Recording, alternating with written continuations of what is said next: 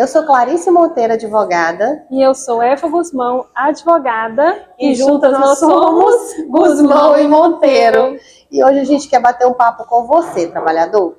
Falar um pouquinho da importância de você conhecer seus direitos trabalhistas, para que você consiga perceber quando eles estão sendo desrespeitados.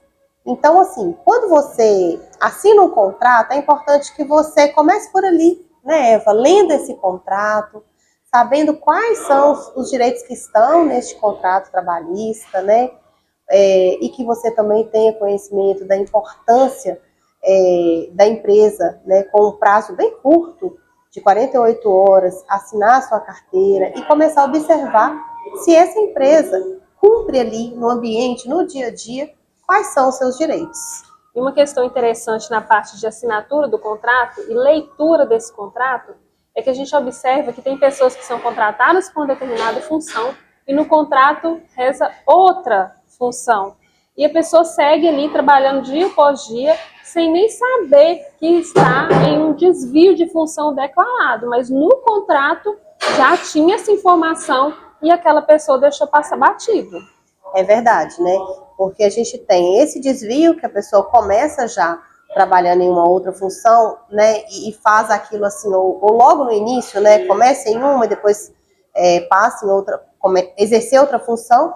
E também tem a questão do acúmulo, né? Que você foi contratado para fazer uma função e aí você começa a fazer várias funções, às vezes porque alguém foi desligado, e aí você começa a acumular funções. Então, tudo isso, você trabalhador, precisa conhecer para você entender que não está sendo assegurado isso para você no ambiente de trabalho, porque existem coisas que talvez fiquem mais claras, como essa questão, né, Eva, do desvio, do acúmulo de função. Mas tem coisa que talvez até mesmo para o próprio trabalhador é bem desafiador. É o exemplo do assédio, né? O assédio é muito difícil a pessoa logo no início perceber, né, que aquilo é um assédio, identificar como assédio e que também, ao final, né, quando o contrato ali se encerra, é difícil provar também, né, Eva? Isso é verdade. E tem muitas pessoas que chegam... Hoje, gente, o processo trabalhista, ele requer provas. O ônus da prova ainda é do trabalhador. Então, o que ele afirma ali naquele processo, ele tem que provar. E é muito desafiador isso, porque tem questões como o assédio que são feitos apenas entre o empregador e o trabalhador. Às vezes assim, numa sala, né, Eva? Uma ali, sala distante, fechada, né? Então, se você já tem notado esse tipo de posicionamento do empregador, é importante que você separe provas. Se possível, grave, né, áudios ou vídeos. Fique atento ao seu direito e não deixe passar batido determinadas situações constrangedoras que você pode ter passado. E esse medo que a Eva falou é muito real, gente. Nós tivemos no escritório, há uns 10 dias atrás, a audiência dessa trabalhadora, foi firmado um acordo, foi tudo muito bom para essa trabalhadora no final.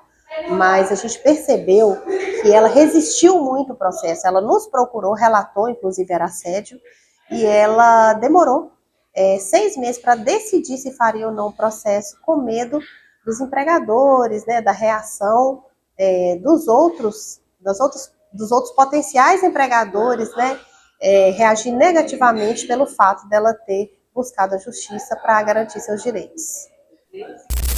E apesar de, no direito trabalhista, a testemunha, a prova testemunhal, ela é muito forte, ela não é a única prova. A prova material, o que você tem ali no dia a dia, as suas provas são importantes, porque nem sempre aquela testemunha trabalha, esteve presente no mesmo horário que você. Então, por isso é importante que você junte as suas provas e não confie apenas nas testemunhas daquela situação. É isso aí, trabalhador. Fique atento aos seus direitos. Acompanhe o nosso canal aqui no YouTube. Acompanhe a gente também lá no Instagram, porque a gente dá muita notícia boa lá para você e você vai ficar muito esperto em relação aos seus direitos. E esse foi mais um. SOS Doutor.